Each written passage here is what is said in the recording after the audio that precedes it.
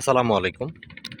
আশা করি সবাই ভালো আছেন। আমি এখন আছি মানিকগঞ্জ জেলার হরিরামপুর থানা বাহাদুরপুর ঘাটের পাশে। এখানে দেখতে পাচ্ছেন সন্ধ্যা লেগে আসছে প্রায়। অসংখ্য ইঞ্জিল চালিত নৌকা ঘাটে দাঁড়ানো আছে। সূর্যটা নিভু নিভু অবস্থায়।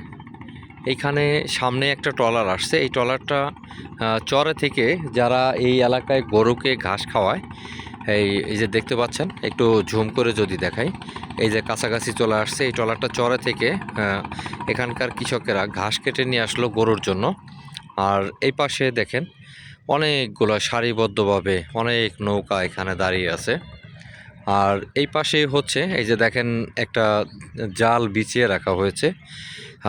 এরা হচ্ছে আপনার এই নৌকাগুলো নিয়ে, যেমন এখন প্রায় সন্ধ্যা সন্ধ্যা লেগে আসছে, কিছুক্ষণ পরেই এরা বের হবে সারা রাত্রের জন্য।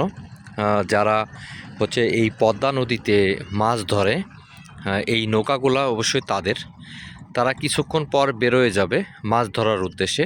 এই যে দেখেন ট্রলারটা একেবারে কাছাকাছি চলে আসছে, এখন ঘাটে ভিড়াবে।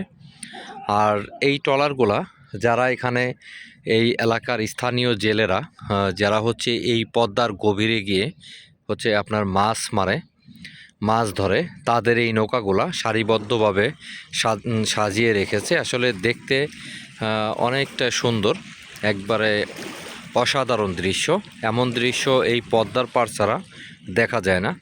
এই মাঝিরা সারা রাত, এই শীত আর গরম নেই, সারা রাত তারা এই পদ্মা নদীতে মাছ ধরে।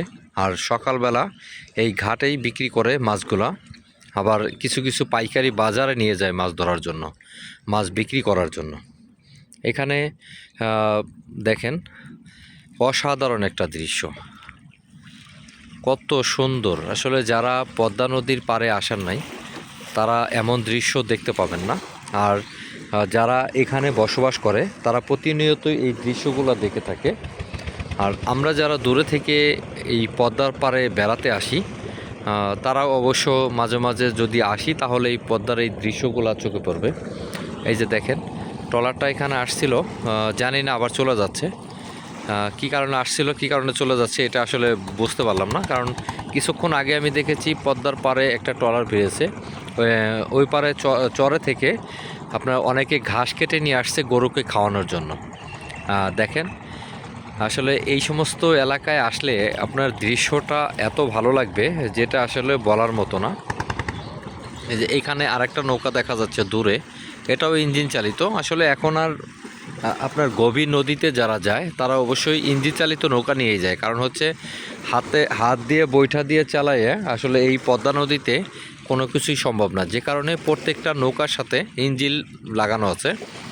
এরা সারা রাত্র কষ্ট করে মাছ ধরবে, শীত আর গরম নেই। আর সকালবেলা এই স্থানীয় বাজারগুলোতেই মাছগুলা বিক্রি করে।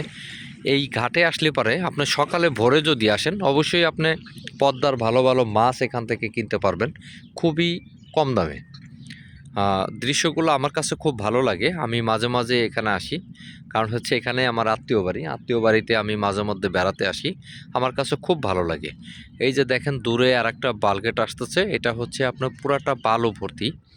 হয়তো কোথাও এটা বালুটা খালাস করে আসলো, যে কারণে এটা মানে অনেক বড় দেখাচ্ছে। আর যখন বালু ভর্তি থাকে, তখন এই আপনার এই যে নৌকাগুলা, এই যে আপনার বালগেটগুলা একেবারে পানিতে অর্ধেকটা ডুবে যায়।